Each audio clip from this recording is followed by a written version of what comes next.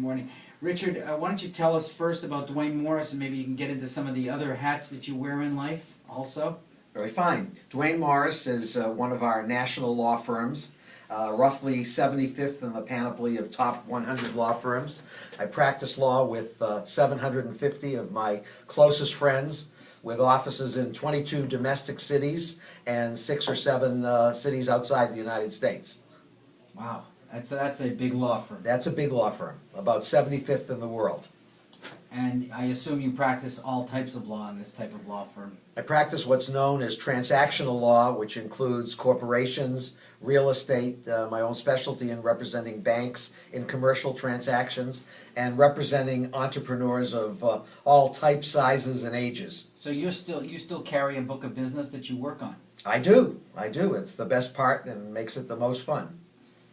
So I bet you the practice of law has changed a lot in the last few years. Do you want to talk a little bit about that? I think you're absolutely right. I think in earlier years you tend to take an assignment from somebody and it was a rather mechanical thing. I think business is faster, more complex, and I think business people rely on their lawyers for more and rely on their lawyers to move with them rather than against them. Interesting. Now, you know, a lot of people, when they think of entrepreneurship, they don't think about attorneys. But with you, when I think about entrepreneurship, I think of you, Richard. You do have a relationship. Do you want to talk a little bit about that? Well, I have been chairman of the board at Babson College and on its board of trustees for since 1984, and therefore have a deep and consistent exposure to entrepreneurship.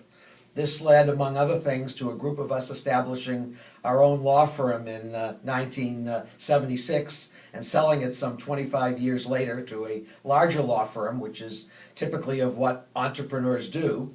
It has also resulted in my representing not only banks and other large institutions, but entrepreneurs at all stages of developing entrepreneurial enterprises. So my interest in entrepreneurship is deep.